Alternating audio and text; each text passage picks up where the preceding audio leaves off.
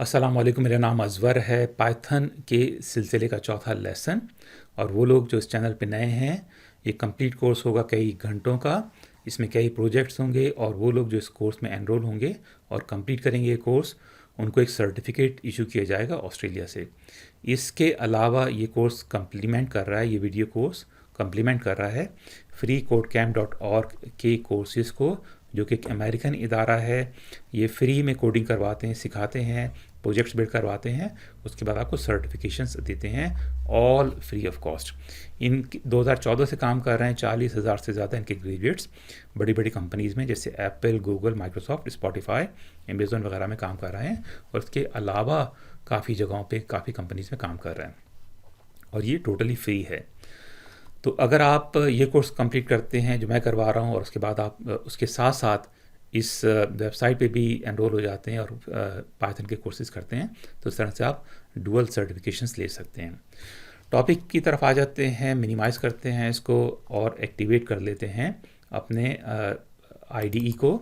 हम यूज़ कर रहे हैं पाईचार्म। आप कोई सा भी IDE यूज़ कर सकते हैं। IDE का मतलब होता है इंटीग्रेटेड डेवलपमेंट एनवायरनमेंट। आज हम सीखेंगे यूज़र से इनपुट कैसे लिया जाता है और उसके अलावा कुछ सीखेंगे अरिथमेटिक ऑपरेशंस, यानी कि एडिशन, सब्ट्रैक्शन, डिवीज़न वगैरह। और ये वो बेसिक कॉन्सेप्ट्स हैं जो कि किसी भी प्रोग्रामिंग लैंग्वेज में इस्तेमाल होते हैं और बड़े हैवीली इस्तेमाल होते हैं।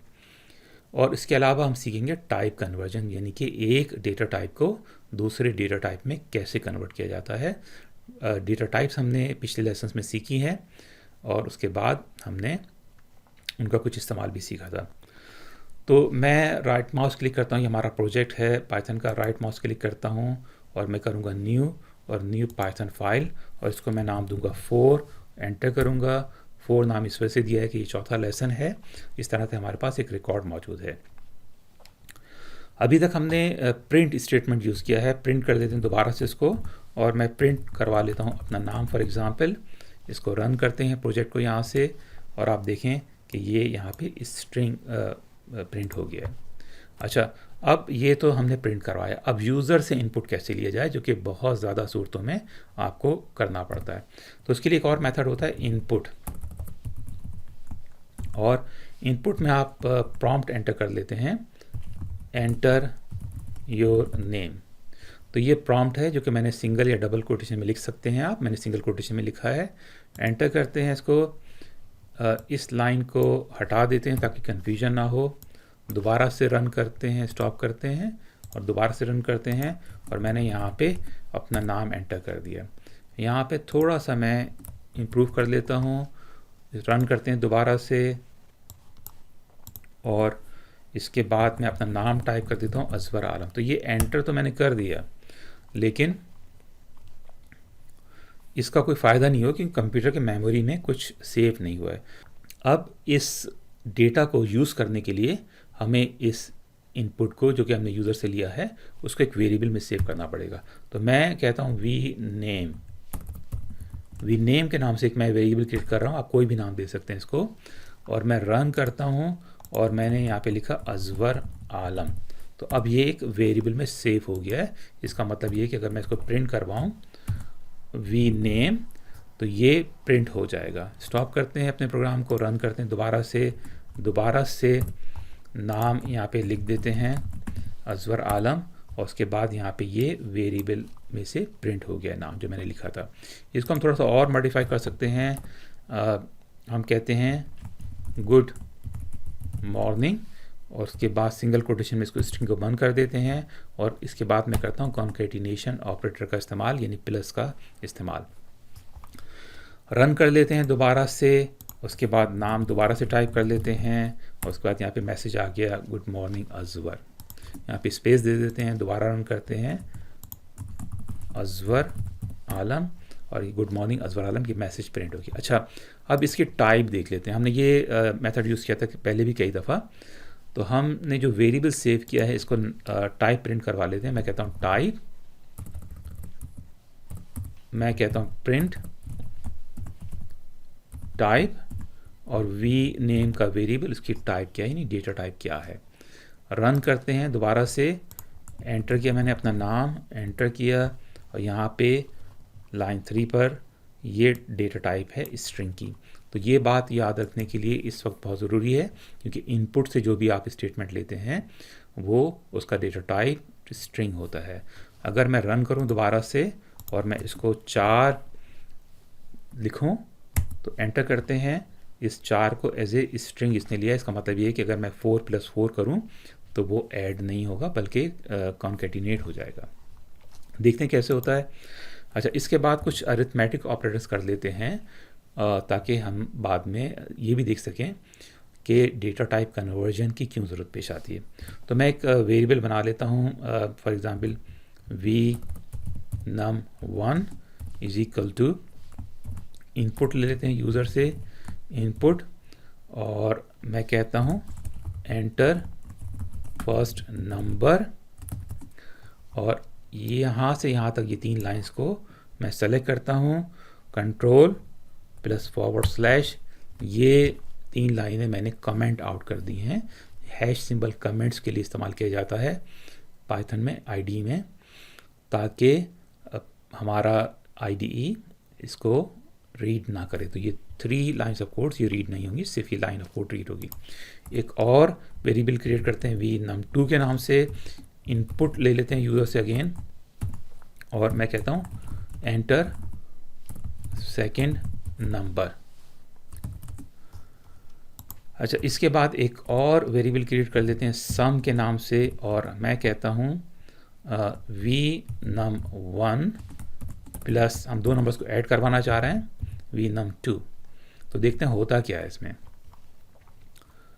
और इसको हम प्रिंट करवा लेते हैं, प्रिंट सम। रन करते हैं दोबारा से अपने प्रोजेक्ट को। पहला नंबर मैंने दिया 2 और दूसरा नंबर मैंने दिया 3। इसका आंसर आना चाहिए 2 + 3 होना चाहिए 5, लेकिन आप देखें कि यहाँ पे लिखा है इसने 23। इसका मतलब ये कि कॉन्कैटिनेट हो रहा है ये, चूँकि डेटा टाइप हमारी होती है स्ट्रिंग, जो भी आप इनपुट से लेते हैं। तो हम इसको चेंज कर सकते हैं। अब हमें ऐड करवाना तो क्या करेंगे, तो हमें चेंज करना पड़ेगा इस वैल्यू को इंट में, इंटीजर में या फ्लोट में। तो मैं लिख देता हूँ int अपने वेरिएबल से पहले, इसी तरह दूसरे वेरिएबल से पहले भी int लिखता हूँ मैं, और ब्रैकेट क्लोज कर देता हूँ। दोबारा से रन करते हैं अपना प्रोजेक्ट। पहला नंबर है 2, दूसरा नंबर है 3, तो ये हमारा सम इसमें आ गया।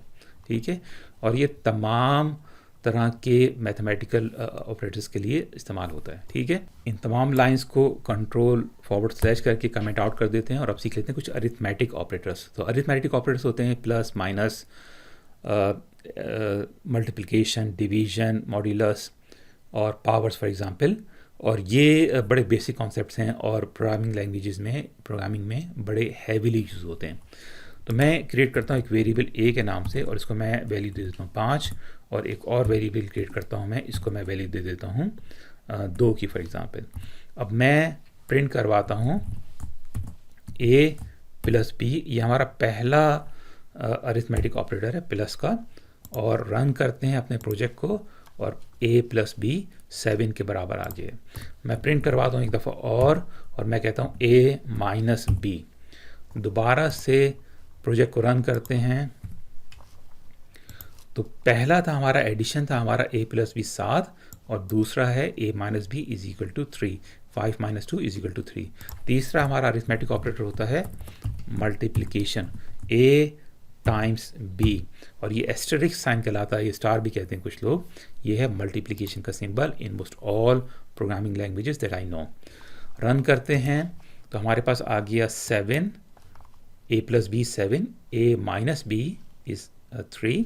अच्छा, इसको अगर मैं यहाँ पे कर दूँ b - a, यानी छोटे नंबर में से बड़ा नंबर, यानी 2 में से 5 सब्ट्रैक्ट करूँ, रन करते हैं इसको, तो ये -3 आंसर आ जाएगा। एक और कंट्रोल-C करके यहाँ पे कंट्रोल-V कर लेते हैं, ताकि आपको डिफरेंस पता चले। a - b हमने पहले किया था, यानी बड़े नंबर में से छोटा नंबर सब्ट्रैक्ट किया था, और उसके बाद छोटे में से बड़ा नंबर सब्ट्रैक्ट किया, तो नेचुरली आंसर -3 आया इसका।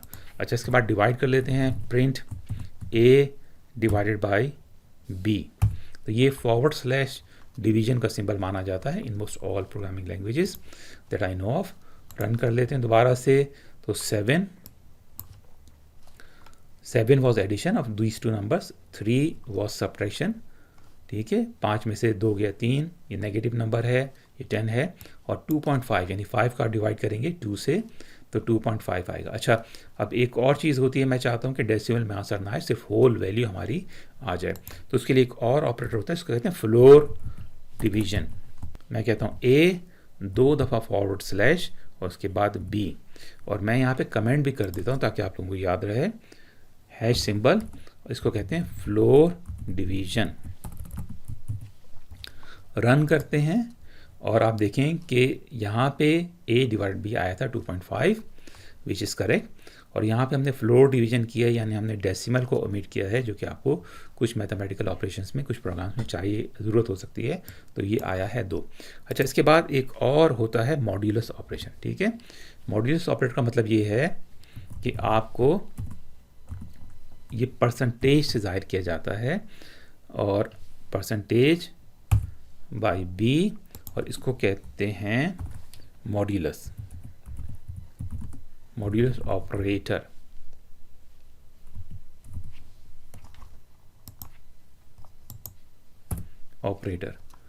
रन कर लेते हैं दोबारा से, तो होता क्या है, ये मॉड्यूलस ऑपरेटर आपको रिमाइंडर देता है सिर्फ, ठीक है। 5 divide by 2 is equal to 2.5, लेकिन अगर आप डिवाइड करेंगे 5 को 2 से और आप रिमाइंडर देखना चाह रहे हैं तो 1 इज़ द रिमाइंडर, ठीक है। फॉर एग्जांपल मैं 10 को डिवाइड करता हूँ 3 से, तो रिमाइंडर क्या होना चाहिए, अगेन होना चाहिए 3 टाइम्स 3 इज़ 9, रिमाइंडर 1 होना चाहिए। रन करते हैं दोबारा से, ठीक है। 7 divided by 5 for example, remainder क्या होना चाहिए, 2 होना चाहिए, तो ये रिमाइंडर यहाँ पे 2 आ गया। तो ये मॉड्यूलस ऑपरेटर भी बड़ा अहम है, बड़ा हैवीली यूज होता है। अच्छा, लोग सवाल ये करते हैं अक्सर कि जी when do you think you need to use this modulus operator. मैंने एक जावास्क्रिप्ट का प्रोग्राम बनाया था जिसमें एलसीएम, 2 नंबर्स का एलसीएम कैलकुलेट किया था, और पाइथन में भी दोबारा से वो प्रोग्राम बना लेंगे, उसके लिए मॉड्यूलस ऑपरेटर यूज़ हो सकता है। अच्छा, अब लास्ट वन है एक्सपोनेंट। एक्सपोनेंट कैसे कैलकुलेट किया जाए, ठीक है। तो इसको दोबारा से चेंज करते हैं, इसको कर देते हैं 2 और इसको कर देते हैं 3। अब हमें एक्सपोनेंट देखना, raise to the power of something, यानी प्रिंट करवाता हूँ मैं ए, और मैं 2 दफ़ा टाइप करूँगा अपना एस्टरिस्क यानी मल्टीप्लिकेशन सिंबल, और मैं फाइंड करना चाह रहा हूँ 2 टू द पावर ऑफ 3 क्या होता है।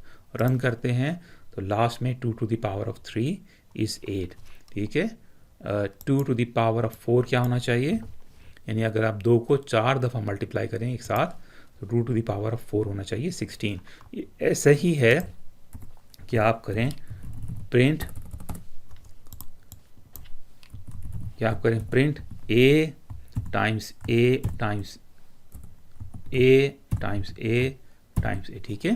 तो मैंने 4 दफ़ा ए को मल्टीप्लाई किया है, इसका आंसर और इसका आंसर सेम होना चाहिए, तो ये यहाँ पे भी सेम आ रहा है, print a to the power of b, और यहाँ पे भी सेम नज़र आ रहा है, ठीक है। अगेन समझने के लिए जो लोग भूल गए मैथमेटिक्स, पावर लिखी जाती है बड़े नंबर्स को डील करने के लिए, ए टू द पावर ऑफ 3 का मतलब है 2 टाइम्स 2 टाइम्स 2, यानी मैं यहाँ पे b कर दूँ 3, तो इसका मतलब है हम यहाँ पर a को मल्टीप्लाई कर रहे हैं बाय इटसेल्फ 3 दफ़ा, यानी 2 को मल्टीप्लाई कर रहे हैं बाय इटसेल्फ 3 दफ़ा। 2 times 2 times 2 will be equal to 8, ठीक है। अब ये चेंज हो गया है, यहाँ पे इसको 3 करना है ताकि आंसर सेम हो, a to the power of 3, और ये सेम है। अब एक छोटा सा प्रोजेक्ट क्रिएट करते हैं with the help of arithmetic operators, और देखते हैं कि किस तरह से ये बेनिफिशियल हो सकता है। उससे पहले आपने ये तमाम चीज़ों की प्रैक्टिस करनी है। प्रैक्टिस के बगैर आप प्रोग्रामिंग नहीं सीख सकते। Practice makes the man perfect, and practice is the only thing that will teach you programming. तो मैं सेलेक्ट करता हूँ इन तमाम लाइन्स ऑफ कोड को, कंट्रोल और फॉरवर्ड स्लैश कमेंट आउट कर दिया मैंने, और हम क्रिएट करेंगे एक टाइम्स टेबल, एक ऐसा प्रोग्राम जो कि हमको एक नंबर टाइप करने के बाद उस नंबर का पूरा टाइम्स टेबल दे देगा। तो मैं सबसे पहले करता हूँ वी नम के नाम से एक वेरिएबल क्रिएट, और इसमें एक इनपुट ले लेते हैं यूज़र से, और हम कहते हैं एंटर ए नंबर। और इसके बाद अगर आपको याद हो तो इनपुट का डेटा टाइप होता है स्ट्रिंग। तो स्ट्रिंग डेटा टाइप को बावजूद इसके कि यूज़र इसमें नंबर टाइप करेगा, उसके बावजूद ये स्ट्रिंग के तौर पे सेव होगा वो नंबर। फॉर एग्जांपल मैं कहता हूँ उसको प्रिंट वी नम, रन करते हैं और यहाँ पे मैंने नंबर टाइप किया 3 फॉर एग्जांपल, और उसने ये नंबर प्रिंट कर दिया। हालांकि इसकी जो टाइप है वी नम की, ये स्ट्रिंग है। रन करते हैं दोबारा से, मैंने नंबर टाइप किए कोई सा भी और प्रिंट नहीं करवाया मैंने, प्रिंट टाइप वी नम।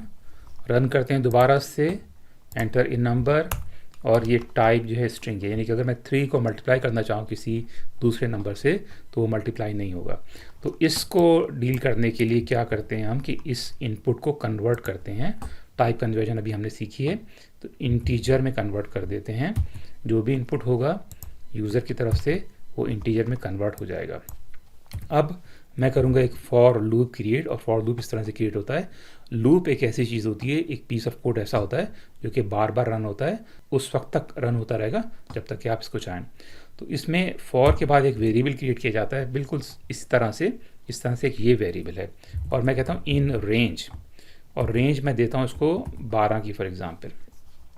इसके बाद कोलोन, और उसके बाद आपने ये 4 स्पेस ज़रूर देनी है, अदरवाइज़ ये लूप रन नहीं होगा।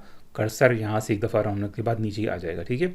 हम ये चाहते हैं कि कर्सर बार बार लूप हो, और मैं सिंपली प्रिंट करवाता हूँ सबसे पहले वी नम जो कि हमारा वेरिएबल है, उसके बाद कॉमा, उसके बाद डबल कोटेशन में x टाइप कर देते हैं, और उसके बाद कॉमा लगाते हैं i, हमारा ये वेरिएबल जिसकी वैल्यू हर दफ़ा चेंज होती रहेगी। शुरू में इसकी वैल्यू होगी 0, पहली दफ़ा जब ये लूप रन होगा तो वैल्यू की 0, उसके बाद 1 हो जाएगी, उसके बाद 2, 3, और ये 12 दफ़ा रन होगा। इसके बाद हम करते हैं वी नम टाइम्स आई, ठीक है। तो जो भी आई की वैल्यू आ रही है उससे वी नम जो भी यूज़र ने एंटर किया उससे मल्टीप्लाई हो जाएगा। और बीच में हम लगा देते हैं कॉमे के बाद सिंगल कोटेशन में इज़ इक्वल टू का साइन, और इज़ इक्वल टू साइन के बाद भी एक कॉमा लगा देते हैं। रन करते हैं प्रोजेक्ट को, मैं टाइप करता हूँ एक नंबर, और आप देखें कि ये 2 टाइम्स टेबल ये रन हो गया। 2 टाइम्स 1 इज़ 2, 2 टाइम्स 2 इज़ 4। अच्छा, अब ये 0 से शुरू हो रहा है, और इसकी वजह ये होती है कि प्रोग्रामिंग लैंग्वेजेस में हर चीज़ 0 से शुरू होती है। तो इसके बाद हम ये जा रहे हैं 22 तक। तो हमें करना क्या है कि हम चाहते हैं कि लूप 1 से शुरू हो और उसके बाद नंबर 13 पे ख़त्म हो जाए 12 के बजाय, अदरवाइज़ ये 2 टाइम्स 11 तक प्रिंट होगा, 2 टाइम्स 12 तक नहीं होगा। और अभी भी मैंने शायद इसमें सही नंबर फीड नहीं किया था, ये 11, 2 टाइम्स 11 इज़ 22। रन करते हैं दोबारा से इसको, और 5 का टेबल प्रिंट करवा लेते हैं इस दफ़ा, और आप देखें कि 5 से शुरू हो रहा है, 5 टाइम्स 1 इज़ 5, 10, 3 इज़ 4, 15, और इस तरह से ये 12 तक जा रहा है। तो अगर मैं इसको कर दूँ फॉर एग्ज़ाम्पल 21 तक, दोबारा से रन करूँ, 6 का टेबल प्रिंट करवाते हैं हम, और ये 20 तक चला गया। अच्छा, आप देखेंगे 3 लाइंस का कोड है, सिर्फ 3 लाइंस के कोड में मैंने एक टाइम्स टेबल क्रिएट कर लिया है। It is so simple and so easy. लोग कहते हैं कि जी प्रोग्रामिंग सीखना बड़ा मुश्किल है, इट इज़ नॉट। अब ये x जो है ये प्रोफेशनल नहीं लग रहा, तो मैं क्या करूँगा, मेरे पास है न्यूमेरिक कीपैड, मेरे कीबोर्ड पे राइट साइड पे न्यूमेरिक कीपैड है। अगर आपके पास नहीं है तो ये ट्रिक आप इस्तेमाल नहीं कर सकते। मैं ऑल्ट का बटन दबाऊंगा और 0, 2, 1, 5, तो ये प्रिंट हो गया है मल्टीप्लिकेशन का sign as compare to x।